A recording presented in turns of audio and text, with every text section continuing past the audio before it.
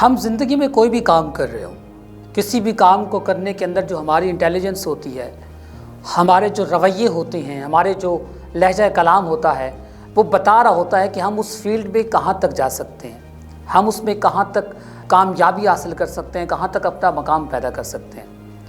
حکیم لقمان کے نام سے کون واقف نہیں؟ حکیم لقمان کی قابلیت اور دانائی کی وجہ سے ان کا ذکر قرآن مجید میں آیا ہے۔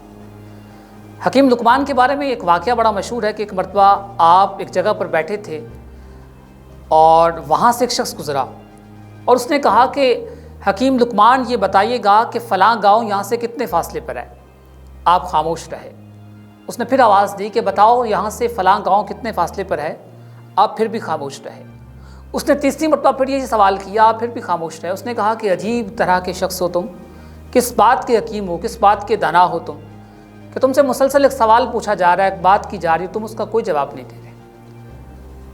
تو اس پر آپ خاموش رہے۔ اس نے کہا بھائی بتاؤ تو صحیح کہ وہ یہاں سے کتنے فاصلے پر ہے، میں کتنے وقت میں پہنچوں گا؟ آپ خاموش رہے یہاں تک کہ وہ شخص چل دیا۔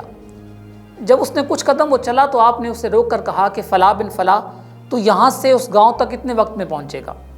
وہ شخص بڑا حیران ہوا۔ اس نے کہا کہ تم کس طرح کے آدمی ہو کہ میں مسلسل 3 مرتبہ تم سے پوچھ چکا ہوں کہ فلاں گاؤں یہاں سے کتنے فاصلے پر ہے، تم نے میرے ایک سوال کا بھی جواب نہیں دیا، اور جب میں چل دیا ہوں، جب میں جا رہا ہوں تو تب تم مجھ سے یہ کہہ رہے ہو کہ وہ یہاں سے اتنے فاصلے پر ہے۔ تو آپ مسکرائے اور آپ نے مسکراتے ہوئے کہا دراصل تمہاری چال بتا رہی ہے کہ تم وہاں تک کتنے وقت میں پہنچو گے۔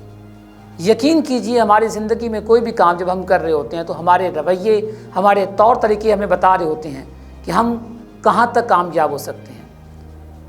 میرے ماموں پروفیسر ہیں فیصل آباد میں، وہ بڑی پیاری بات کرتے ہیں۔ وہ کہتے ہیں کہ ہمارے گاؤں سے آج سے 50 سال پہلے کچھ انگریز یہاں سے گزرے تھے، اور جب وہ یہاں سے گزر رہے تھے تو انہوں نے دیکھا کہ ہمارے گاؤں کے بہت سے بچے جو ہیں وہ اس گاؤں میں تالاب کے اندر گندے پانی میں نہا رہے تھے۔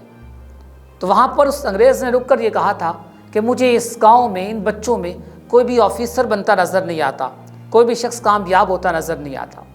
تو ماموں کہتے ہیں ہمارے گاؤں کو کم از کم 70 سال ہو چکے ہیں، ابھی تک اس گاؤں کی تاریخ میں کوئی شخص کامیاب نہیں ہوا، کیونکہ ہماری سوچ، ہمارا لہجہ، ہمارے رویے ہمیں بتا رہے ہوتے ہیں، اس بات کی عکاسی کر رہے ہوتے ہیں کہ ہم زندگی میں کہاں تک کامیاب ہوں گے، ہم کہاں تک اپنا مقام حاصل کریں گے۔ تو ہمیں زندگی میں اپنے رویوں کے ساتھ، اپنے لہجوں کے ساتھ، اپنے انداز گفتگو میں کھڑا ہونا چاہیے۔ ہمارا تمام جو ہمارے رویے ہیں ان میں پختگی ہونی چاہیے، تو منزلیں خود بخود جو ہے وہ ہماری طرف پلٹیں گی، ہم خود بخود جو ہے وہ کامیاب ہو جائیں گے۔ اپنے میزبان عاقف ایاز کو دیجیے اجازت، کسی نئے پروگرام کے ساتھ، کسی نئے موضوع پر دوبارہ پھر آپ کی خدمت میں حاضر ہوں گے۔ تب تک کے لیے مجھے اجازت دیجیے اور دیکھتے رہیے نظائر نیوز، کیونکہ ہم سنتے ہیں آپ کے دل کی آواز۔